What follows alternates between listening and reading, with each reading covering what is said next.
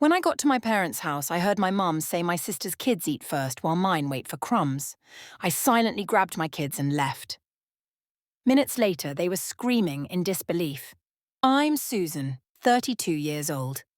And if you had met me a year ago, you'd have met a woman who still believed that love, real love, could make flawed families better. You'd have met a woman who carried her parents' needs like sacred obligations, and who believed, naively, that being the dependable daughter meant being the cherished one. You'd have met someone who thought loyalty could fix people who didn't even see what they were breaking. But today I am someone else entirely, because of what I saw, because of what I heard, because of what they said about my children, my babies, and because of what I finally did in response. It started the afternoon I walked into my parents' house to pick up my kids and heard my mother say words that still echo in my bones.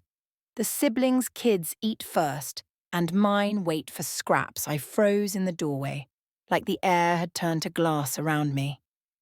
My sons, Jaime and Tyler, sat in the corner with empty plates balanced on their knees, while my sister Jessica's children ate their second helpings at the dining table. Like royalty. Jessica laughed, actually laughed, and leaned back smugly in her chair. Get used to it, she told my boys. You were born to get leftovers. And then my father, the man who once cried at my kindergarten graduation, nodded and added, they need to learn their place. I didn't scream. I didn't flip tables. I didn't even confront them.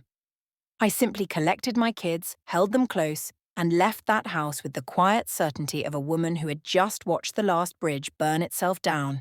But over the next few weeks, what I discovered, what they had been saying, thinking, believing behind my back, and what I finally did in response, made them scream in desperation. If you've ever been betrayed by your own blood, pull up a chair. Because this is how I reached my breaking point. For 8 years of marriage longer, honestly, I had been slowly, carefully, unknowingly groomed into my family's financial solution. It started harmlessly enough when I was 17, fresh into my first real job, when Mum asked if I could help a little with groceries. $20 here, 50 there. Innocent contributions that made me feel grown and responsible. But as my income grew, so did their expectations. College graduation, career promotions, salary raises, every milestone I celebrated became another reason they believed I could shoulder more. And every request came wrapped in guilt, wrapped in the emotional obligation of family, wrapped just tightly enough that saying no would feel like cruelty. When I married Marcus, steady, loving, brilliant Marcus, and we both had good jobs, the requests morphed into strategic, escalating emergencies. Your father needs dental work. Insurance won't cover the rest. Jessica's car broke down again. You know how hard it is being a single mum? The roof is leaking. We can't survive winter like this. 1,000 here, 2,000 there, 5,000 once. Every time I paid. Every time they thanked me with just enough sincerity to keep me compliant. And every time Marcus gently said, babe, they take and take. When do they ever give back? I defended them. I didn't see what he saw.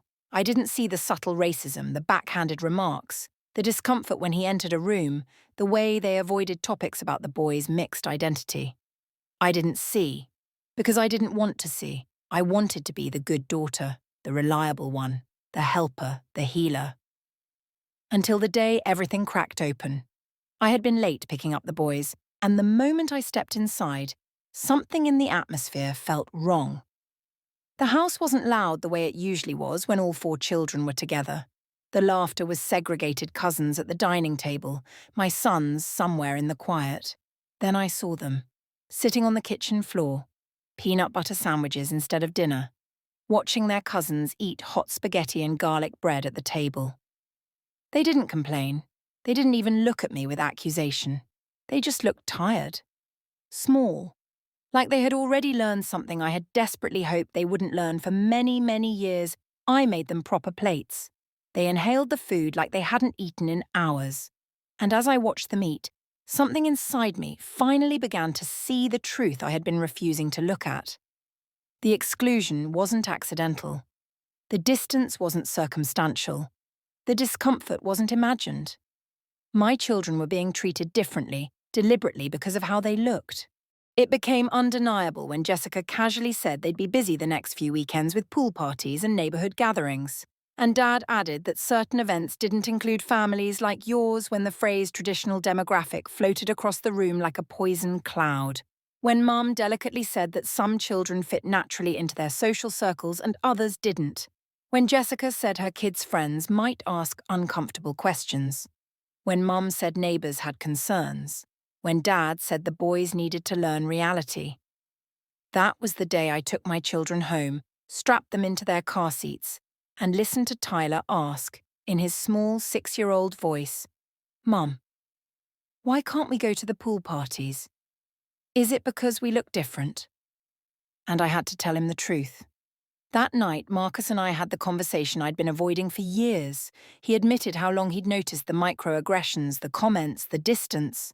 He told me about the things they'd said to him quietly, politely, privately, things he'd protected me from because he knew I loved them too deeply to hear it. And then I opened my bank accounts and saw the numbers, the pattern, the drain, the 8 years of financial support that had turned into a silent pipeline from my household to theirs, $47,000 in 3 years alone. More before that, they weren't just prejudiced, they were dependent. Entire pieces of their lifestyle existed because I bankrolled them, and my children, my beautiful, innocent sons, were being fed scraps. The next morning, my mother called with a soft, sugary, manipulative voice, pretending to apologize without actually apologizing, pretending it had all been a misunderstanding, pretending she hadn't meant what she had clearly meant. And I, for the first time in my life, let her think she had won.